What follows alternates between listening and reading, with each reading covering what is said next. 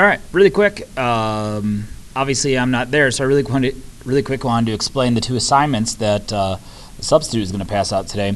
So there's going to be 3 worksheets that are passed out. The first of which is on star magnitude. Should be pretty straightforward. So you just have all the information on here. You look at a couple charts.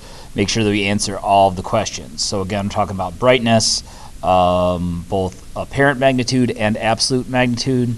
Just remember really quick that apparent magnitude, this guy right here, that's how bright it is from Earth, and absolute is how bright it actually is. So that's probably the more straightforward of the 2 assignments, so make sure we finish that. We should certainly have our Starry Night assignment from the other day, from yesterday actually, completed. But in addition to that, the substitute is going to be passing out these 2 sheets. So this will be labeled Worksheet 1, and this guy, which will be labeled Worksheet 2. So if you go back when I was talking about the spectras of stars a couple days ago, you remember that when a star emits light, the elements that are in its atmosphere absorb out those pieces of its spectrum. And so you wind up with spectral lines like this, and that tells us the elements that are in a star. So if you look here, like this might be the emitted spectra of a star, and these gaps that are missing here indicate to us which elements it has in it. So if the lines that are showing up here line up with the lines that are missing here, that tells you that that element is in the star. So if you look at the 2 worksheets, this is the Worksheet 1 has the known spectra of a bunch of different elements: hydrogen, iron, neon, sodium, lithium, magnesium, and helium. Now if you remember, 2 of those are pretty much always in stars. And a second worksheet has 5 different stars' spectras on it. So there's all these spectral lines here.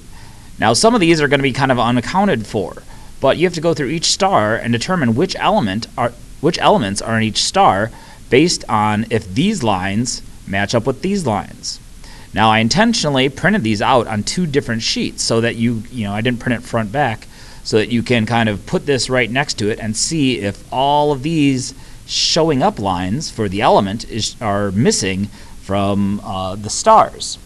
So each star, you're going to check each of these 7 different elements and see if they have it in it, and then list the elements that are in each star right next to the star name. So star 1, if it has hydrogen, helium, and magnesium, you list theirs. Some only have 2, some might have 5, 6, 7, might have 3 or 4. So you got to go through each of those. It might be advisable to take this sheet and kind of fold it up so that each of these you can press right next to each of these, and see how well they do or do not line up. So that is the second assignment. Both of those should take you the rest of the period. Make sure that that's completed. Hopefully I'll be back on Thursday that I can collect this assignment as well as the star magnitude assignment, which we were just showing you, this guy here, as well as the Starry Night assignment from the previous day. So make sure you're caught up with all of that. Remember, from Friday there was also a HR diagram. Sorry, that's the wrong slide. On Friday there was an HR diagram worksheet that you guys are supposed to have done. So if that's for some reason not done, and any free extra time that you have, work on that, as well as there was another shorter star magnitude worksheet that was done on Thursday. So again, you guys should be all set up, and remember, for anybody who is missing, who has not yet turned in the field trip money and permission slip, these people here are all the people that have turned it in so far.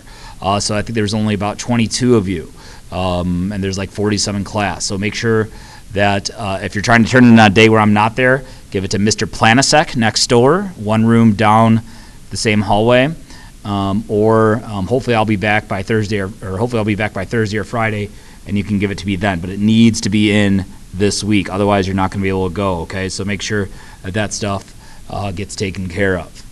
Other than that, good luck on the assignments. Hopefully there's not too many questions, but